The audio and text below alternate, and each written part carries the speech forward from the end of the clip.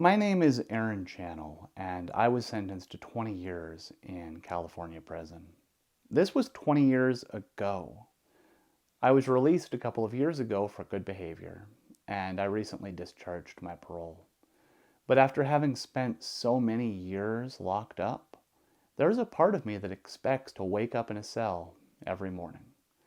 I just know I'm going to get sent back. This isn't an idle fear. It's called recidivism whenever an inmate paroles from prison and then does something to get him sent back to prison. The fact of the matter is, it happens to about half of the guys that get out. While I was locked up, I had the opportunity to talk with a lot of people who had been returned to prison. And it seems like the story always goes pretty much the same. Whenever they're locked up, they have big plans and they make big promises to themselves about who they're going to be when they get out. Inmates keep lists of the places they're going to go, the things they're going to do, and perhaps most importantly, the mistakes that they've made in their past life that they're not going to repeat. And then you get out, and there are 100 small compromises, small lapses in discipline that happen every day. The world is neither ideal nor perfect, nor are the men paroling from prison. You sleep in a little bit later than you meant to. Maybe you don't get the job you thought you were going to, or whenever you get it, it's not what you thought it was going to be. The stress builds up, and you start looking for any way to cope. It's a slow downhill decline. But at the bottom of this hill for many parolees, relapse. Not many people parole and immediately start using drugs. After all, life is great when you parole. The world is new and beautiful. You have decent food, a soft bed, sex. You can go for a walk on the beach. You can see the places you grew up. The world is wonderful. But those small compromises accrue, and one thing that prison does not teach you is coping skills. Do you know what you do in prison if life is tough and unfair? You suck it up and you work harder. Of course it's tough and unfair. It's prison. It's supposed to be. And if you have to do a little bit of dope on the down low to maintain, well, it's okay because the yard's going to dry up eventually. And program's going to go back to the way it was normally soon. All you have to do is keep your head down, wait it out. It's a low-stakes environment in a lot of ways. The real world is not like this. Sometimes you find yourself in a hole that you can't just suck it up and work harder to get out of. And that's assuming that hard work is even an option. A lot of guys run screaming from the mere idea of hard work. And if you're an addict, you know where you run to, again, drugs.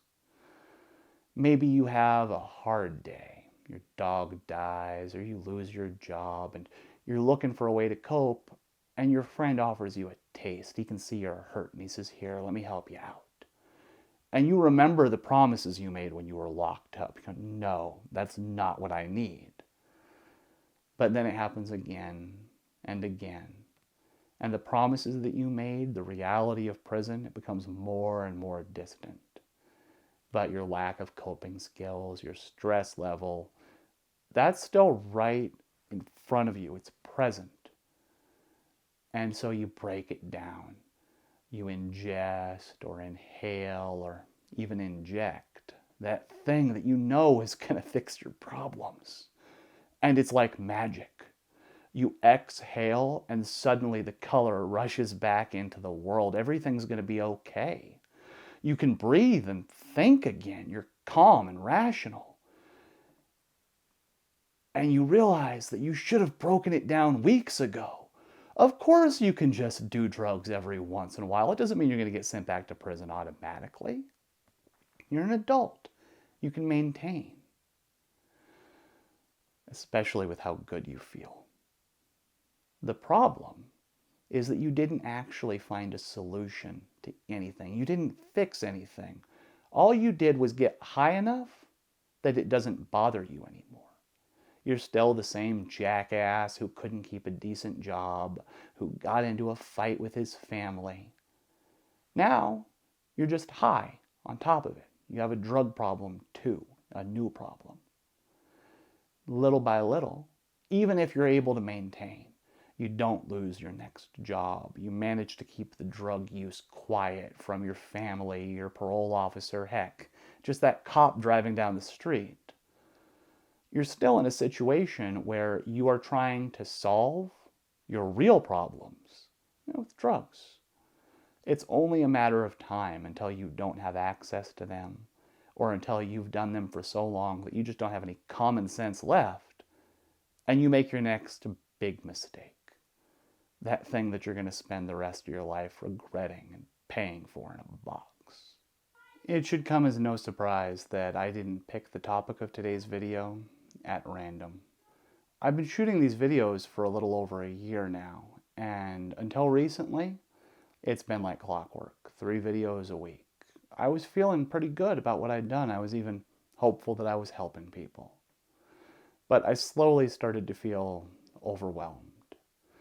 Whether it was due to chronic pain, or perhaps emotional issues resulting from a difficult childhood followed by a 16-year prison sentence, or even just everyday life, I started to feel that I had really good excuses to find any way to cope, to find a better way to deal. Thankfully, my story did not end with relapse and recidivism, but I did spend a lot of time in the past couple of months looking down that proverbial downhill slope, listening to that quiet, insidious voice in my head telling me that I've worked hard enough and I've suffered long enough, and that if I need something stronger to take the edge off, to make it so that I can manage, I've earned it, right? No. Because I remember sitting in that cell for years and years, making the same promises to myself again and again. I wouldn't get out and waste my life. I wouldn't waste my freedom, and I won't. Still, I have to acknowledge the terrifying possibility that my promises may have been for nothing. My plans may have been for nothing. I may still fail. If so, so be it. All I can do is stand as tall as I can until that day and compromise as little as possible with that smaller version of myself who's willing to be less than I should be and can be. I usually end these videos with a piece of advice. I say, if you can, in your everyday life, try to something. This time, I'd like to end with an expression of regret and an expression of gratitude. I regret that I've shot so few of these videos in recent weeks. I just reached a point where I was dealing with my own issues and thinking about prison, talking about prison.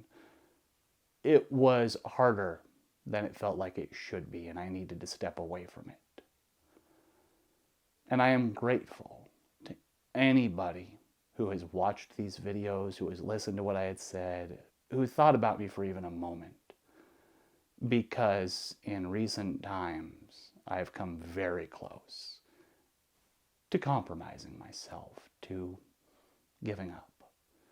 And I don't know that I would have been strong enough without somebody to call me on my BS. Because it's very hard to lie to yourself whenever you have an audience ready to call you on it. So sincerely, thank you for listening.